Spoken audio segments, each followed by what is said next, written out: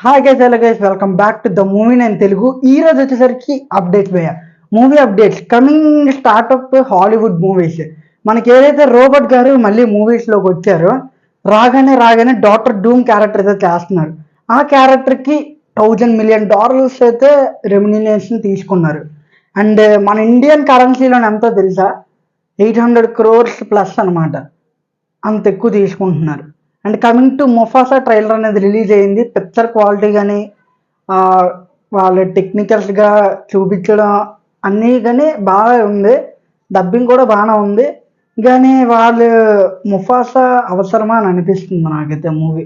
అంత ఎక్కువ ఇంట్రెస్ట్ పెట్టరు కూడా. మనకు ఇప్పుడు హాలీవుడ్ గ్రిప్ పోతుంది వాళ్ళు తీసే మూవీస్ ద్వారా. మళ్ళీ మార్వల్ ఎప్పుడు వస్తే అప్పుడు గ్రిప్ ఉంటుంది. And coming to Telugu OTT updates వచ్చేసరికి మనకి రాయన్ ప్రజెంట్ అమెజాన్ ప్రైమ్లో స్ట్రీమ్ అవుతుంది. అండ్ బడ్డీ మూవీ అనమాట నెట్ఫ్లిక్స్లో స్ట్రీమ్ అవుతుంది. బడ్డీ మూవీకి అంట మన టెడ్డీ ఉంటుంది కదా, ఆ టెడ్డీ అనేది పర్ఫెక్ట్గా ఉంటుంది. బడ్డీ మూవీ మనకి వాళ్ళు రిలీజ్ అవ్వకముందు డిఫరెంట్గా తీస్తున్నాం, స్టోరీ మారుతుంది అది అని చెప్పారు. మీరు మూవీ చూడండి, బడ్డీ టెడ్డీ రెండు కంపేర్ చేయండి. ముందు వాళ్ళు చెప్పింది వినండి, అంత మోసం చేశారో అర్థమవుతుంది. అండ్ కిల్ మూవీ డిజ్నీ హాట్స్టార్లో September 6th అనమాట స్ట్రీమ్ అవుతుంది.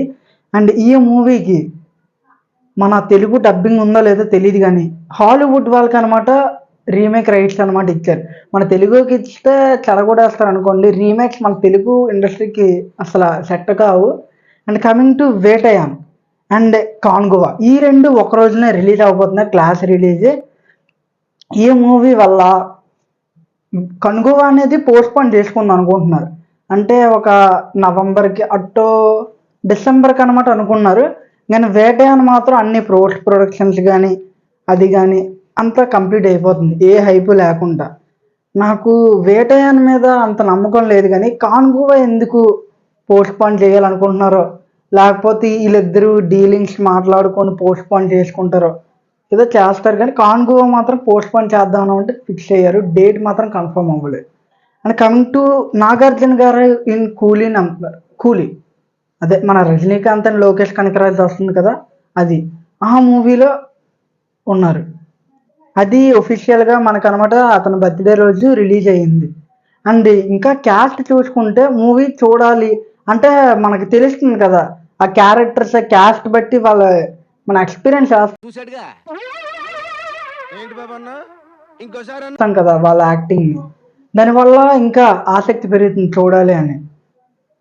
మన ఉపేంద్ర గారు కూడా ఉన్నారు ఆ మూవీలో. 300 కోట్లు పెట్టే అంత గోట్ మూవీలో ఏటుంది మీకు అనిపించిందా? ట్రైలర్ చూసినప్పుడు ఆ VFX కానీ అంతగా నాకు అనమాట 300 కోట్లు పెట్టే అంత అయితే ఏం కనబడలేదు నాకు. పిక్చర్ అంటే వాళ్ళు యూజ్ చేసిన VFX కానీ అంటే మిడిల్ ఏజ్ ఉంటుంది కదా, ఆ ఫేస్ కానీ అంత ప్రాపర్గా కనబడలేదు పిక్చర్ అసలు. నేను మరీ అంత ఎదవలా కనపడుతున్నారా? ఓ మాదిరిగా నాకు చూడడానికి కూడా అంత విజువల్స్ కానీ ఏం అంతగా కనబడలేదు. కానీ ఫైనల్ అవుట్పుట్ చూడాలి థియేటర్స్లో.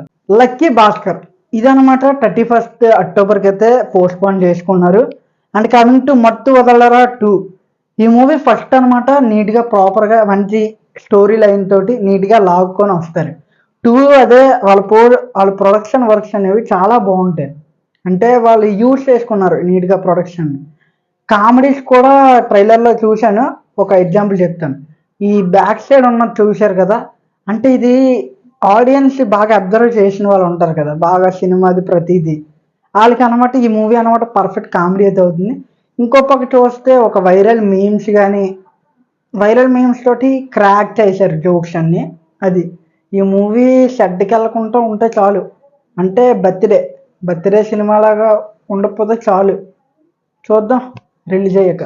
And coming to Goodachari 2 budget 100 crores అనమాట. 2 ప్రొడక్షన్లు కాబట్టి నీట్గా కవర్ అనమాట అవుతుంది. అండ్ అడ్వాంటేజ్ ఏంటంటే ఆదిశేష్ గారు మంచి కంటెంట్ తెస్తారని, అండ్ యూనిక్ స్టోరీస్ తోటి యూనిక్గా తీస్తారని. అండ్ ఇంకోటి ఏంటంటే మనకి గూఢచారి సీక్వెల్ మీద మంచి గ్రిప్ ఉంది, అంటే చూడాలండి. కానీ మనకి స్పై చూసి మన బాగా అరిగిపోయింది స్పై స్టోరీస్ అనేవి. వీళ్ళు ఎంత యూనిక్గా తెస్తారో, యూనిక్ స్టోరీ అంటే వెల్ అండ్ గుడ్, ఆడియన్స్ అందరికీ నచ్చుతుంది.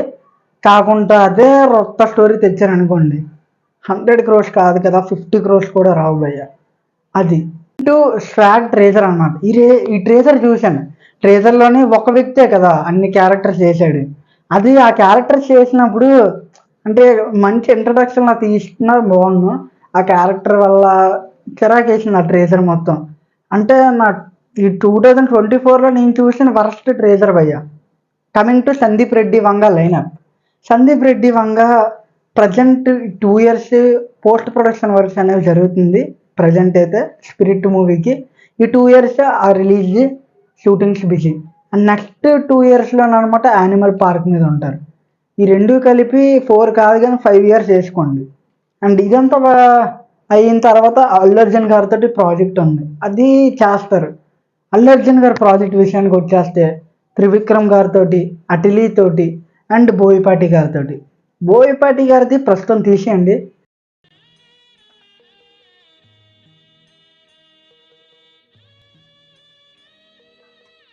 అతను క్రింజ్ అంటే హిట్లతో లేరు అంటే ప్రస్తుతం చేయరు అనుకుంటున్నాను నాకు తెలియదు. And coming to Devara movie భయ్య. ఈ మూవీ డెఫినెట్లీ September 27th అయితే రిలీజ్ అవ్వబోతుంది. అండ్ ఈ మూవీస్కి ప్రొడక్షన్ వాళ్ళు 1 AM షోస్కి అయితే రెడీగా ఉన్నారు ఫ్యాన్స్కి. ఇది కొన్ని థియేటర్స్కైనా లేకపోతే హైదరాబాద్ స్టేడియంలోనా లేకపోతే ఏపీ అండ్ తెలంగాణ తెలీదు, మీకు రానుగా చెప్తాను. Okay, coming to Pushpa 2 and 3 ఉంది భయ్య కన్ఫామ్. అండ్ 2 వచ్చేసరికి ఈ మంత్ ఒక సాంగ్ తిరుగుతుంది. అండ్ అక్టోబర్లోనే 4th సాంగ్ అయితే దిగబోతుంది. అండ్ నవంబర్కి వచ్చేసరికి ట్రైలర్ అనమాట దిగుతుంది. నవంబర్ ఎండింగ్లోని వాళ్ళకి అనమాట ఫైనల్ అవుట్పుట్ మొత్తం ఎడిట్ అయ్యి వాళ్ళ దగ్గరికి వస్తుంది. అండ్ అదంతా అయిపోయాక డిసెంబర్ అంటే 1 week రిలీజ్ 1 week ముందు వాళ్ళకి అన్నిటికి డిస్ట్రిబ్యూట్ చేస్తారు అవుట్పుట్ మొత్తం.